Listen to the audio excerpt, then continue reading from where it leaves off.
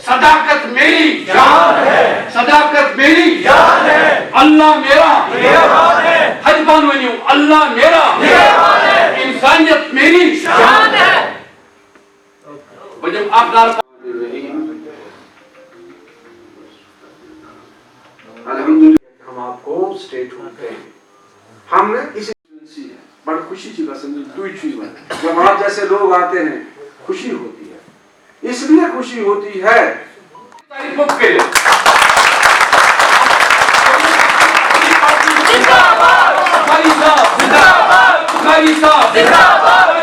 कदम बढ़ाओ, हम तुम्हारे साथ हैं, बुखारी साहब कदम बढ़ाओ, हम तुम्हारे साथ हैं। जनाब इस्लामाबाद को सियासी तो बड़े बड़े लीडर बुजुर्ग आप सब भी निकाल बुखारी है तो का क्या मेरे रहबरी सरसी इलाके सरसी शामिल उधर हदर सब से गुजरे यार मेरे दोस्तन मानन तो तू थी अंदराबी सर फारूक सर ये मीडिया एडवाइजर छे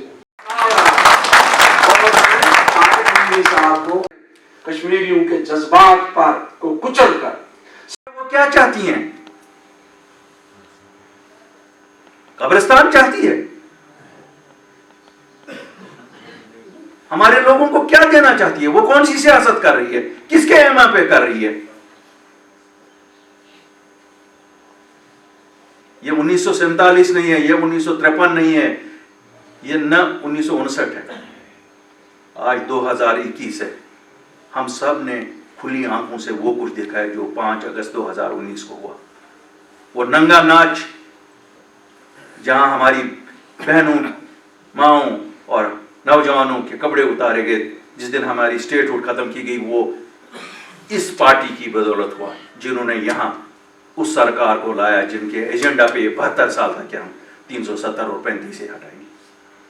वो आज मगरमच्छ के आंसू बहा रही हैं। क्या उसे लगता है अभी बेवकूफ है जम्मू कश्मीर के लोग? वो किस साजिश का हिस्सा है कि वो आज कहती है स्टेटहुड नहीं चाहिए? क्या वो उन 5 घरों की सियासत पे कर रही है जिन 5 घरों को वो लोग रिप्रेजेंट कर रहे हैं, जिसको वो पीपल्स अलायंस फॉर गुपकार कहते हैं? ये क्या नया नाटक है? क्या ये ए टीम का नाटक है? सबको बी टीम कहती है, खुद ए टीम है ना, तो ये ए टीम का नाटक है फिर? तो ये किसके लिए है? ये कौन नहीं चाहता है स्टेटहुड?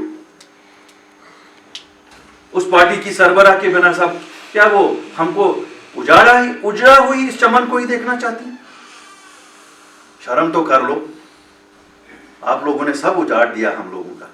मैं इसलिए बिजबहरा वालों को कहता हूं, आप तो शायद बदकिस्मत लोग हो, क्योंकि आपके यहां से वो लीडर निकले हैं जो आज अभी भी खुश नहीं है। हमारा सब उजड़ गया, अभी भी वो क्या ढूंढती हैं आप? वो उनको इतनी सी छोटी सी खुशी भी नहीं मंजूर है जम्मू कश्मीर के लोगों को मिले कि इनको अपनी रियासत, अपनी पहचान वापस मिले। मोहतरमा, आपको लोगों ने इज्जत दी, आपके बाप को भी इज्जत दी, आपके उन 40 चोर और अली बाबाओं को भी इज्जत दी। आप तो लुटेरों से भी बड़ी लुटेरी थी। आज जब हम सुनते हैं कि आपने लूट खसूट जो किया है, हमें शर्म आती है। क्या हम खड़े थे आपके साथ? ये नई साजिश कि हमें स्टेटहुड नहीं चाहिए। चाहिए क्या फिर? मुझे मालूम नहीं। मैं तो हमेशा इज्जत से उनके बारे में बोलता हूं। आज मुझे लगता है कि क्या वो उस इज्जत के लिए भी हकदार थी जो हम सब उनको दे रहे थे? ये तो अभी अमित शाह और मोदी जी भी नहीं बोलते हैं कि जम्मू कश्मीर वालों को स्टेटहुड वापस नहीं देंगे। ये तो पहला नारा हम सुन रहे हैं।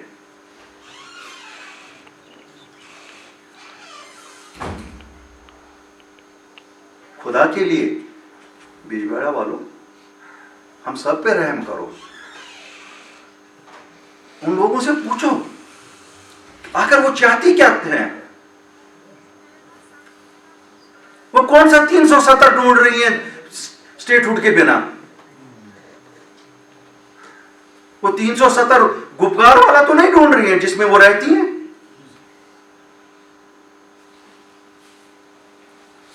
बहरहाल बात इसलिए मैंने आपके साथ की कि कल से मैं सो नहीं सका कि ये क्या साजिश है नई।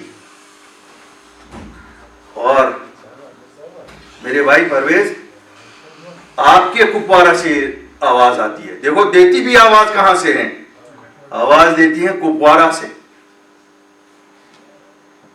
शायद उसे मालूम नहीं, खाली 50 किलोमीटर दूर इन हमारे साथियों बुजुर्गों को देख लेती जो बटे हुए हैं 1947 से, जिसमें 2 टुकड़े किए गए और इन्हीं जमातों के लीडरों ने किए, जिनका एक हिस्सा वहां, जिनका दूसरा हिस्सा यहां।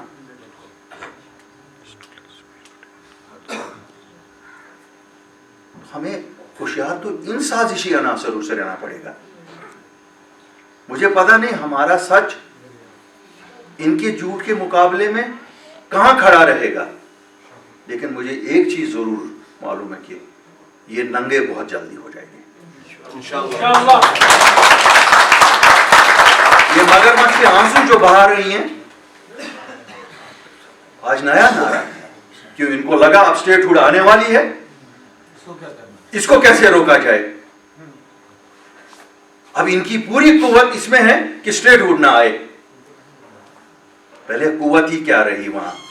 हमने तो देखा कल वहां जिनको उन्होंने पालतू बनाया था वो पालतू भी नहीं वहां थे। मैं आप बुजुर्गों से जो इतनी दूर से और उस जगह से इतनी तकलीफों से गुजरते हुए यहां हमारे तक पहुंचे, हमारे लिए दुआ कीजिए। आप देखिए हमें किन किन साजिशों का मुकाबला करना है।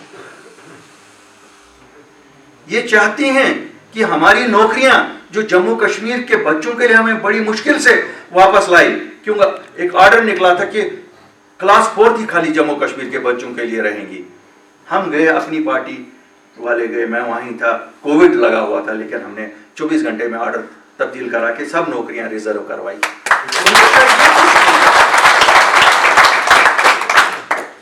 इनको शायद ये खुश नहीं है कि हमने 85% जमीन, जो 5 अगस्त को हुआ था कि कोई भी जमीन खरीद सकता था, हमने डोमिसाइल लॉ लाया, ठीक है 85% ही सेव किया, लेकिन 85 तो सेव किया ना, 0 से तो अच्छा है ना, 15% किया वो शायद ये वो भी नहीं चाहती है। ये नहीं चाहती हैं कि यहां रोजगार मिले हमारे बच्चों को। ये नहीं चाहती हैं कि यहां टूरिज्म वापस आ जाए ताकि हमारे लोगों को, ये नहीं चाहती हैं कि हमारा फ्रूट इंडस्ट्री फूले फले, ये नहीं चाहती हैं कि सड़कें बने, ये नहीं चाहती हैं कि बिजली आपके गांवों में पहुंचे, ये नहीं चाहती है कि यहां school system, education system, health system. मार के तो हमारे आमाल पे है कि हम जन्नती होंगे या क्या होगा, तो हमारे आमाल पे है। अल्लाह ताला हमें सबको माफ करे और जन्नत में जगह दे दिया। हम सब उसी के लिए जिंदगी बसरते, लेकिन दुनिया में तो कम से कम ये सहूलतें मिले। हम तो लड़ते हैं दिल्ली वालों से इसी बात पे कि जो आप बिहारी को देते हो वही हमें दे दो, जो बंगाली को देते हो वही हमें दे दो, जो असम वाले को देते हो वही हमें दे दो। इनको तो वो भी नहीं खुश है। ये क्या दरअसल चाहती क्या है? एक लीडर वो राम कथा सुनाता है, भाई हम राम कथा सुनने के लिए आपको वोट दिए, तो फिर तो हम यहीं शीतलनाथ के मंदिर में जाके राम कथा सुनेंगे। हमें फिर आपको लीडर बनाना वोट देने से क्या?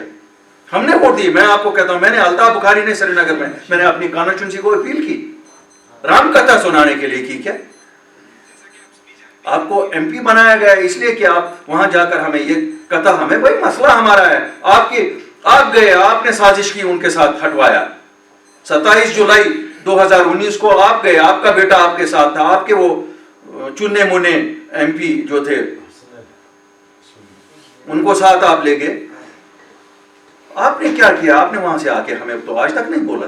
हम भी गए उसी वजीर आजम से मिलने के लिए, और शरेआम प्रेस कॉन्फ्रेंस में बताया हमने क्या बात की। शर्माना क्या है? अगर आपने आप पे भरोसा है, अपने ईमान पे भरोसा है, तो जाना तो हर एक जगह है, बात करनी है। बात करने से ही तो बात बनेगी, चुप रहने से क्या बनेगा? रात के अंधेरों में जाने से क्या बनेगा? रात के अंधेरों में तो चोर जाते, हम तो शरेआम गए, कैमराओं की गूंज में गए, टेलीविजन की चैनलों के ऊपर। मुझे लगता है वो 2 दिन हम ही लोग थे खाली, और ये मुझे खुशी है आप लोगों के नुमाइंदे बन के गए। हमने कोई सौदा नहीं किया, हमारी पेशानियों में कोई बेईमानी नहीं थी। आज भी क्या बचाने के लिए ये राम कथा सुना रहे हो? अपने गैरकानूनी मकान, अपने गैरकानूनी जमीनें, अपनी गैरकानूनी जायदादें। भला इतने बड़े लीडर, क्या होगा अगर आपको ये गैरकानूनी चीजें छीनी भी जाएंगी? लोगों के लिए तो कुछ करो ना। अब तो जिंदगी के उस पड़ाव पे हो जहां खुदा खुदा करो। किसको इंप्रेस कर रहे थे वो उस पार्लियामेंट में बोल के? उनको शायद ये मालूम नहीं है कि उनके दिन अब हो चुके हैं। वो गुनाहों की ठेली इतनी बढ़ गई है कि जब लोग इतने बेजार हो जाएं तब कोई नहीं बचाता है, तब अल्लाह भी नहीं माफ करता है, क्योंकि जिसे लोग बेजार हो उसे अल्लाह भी नहीं माफ करता। बहरहाल आप सब लोग आज यहाँ आए, मैं आपको एक वादा करता हूं कि हमारी पार्टी के साथ मिलके आप में से कोई शर्मिंदा नहीं हो जाएगा।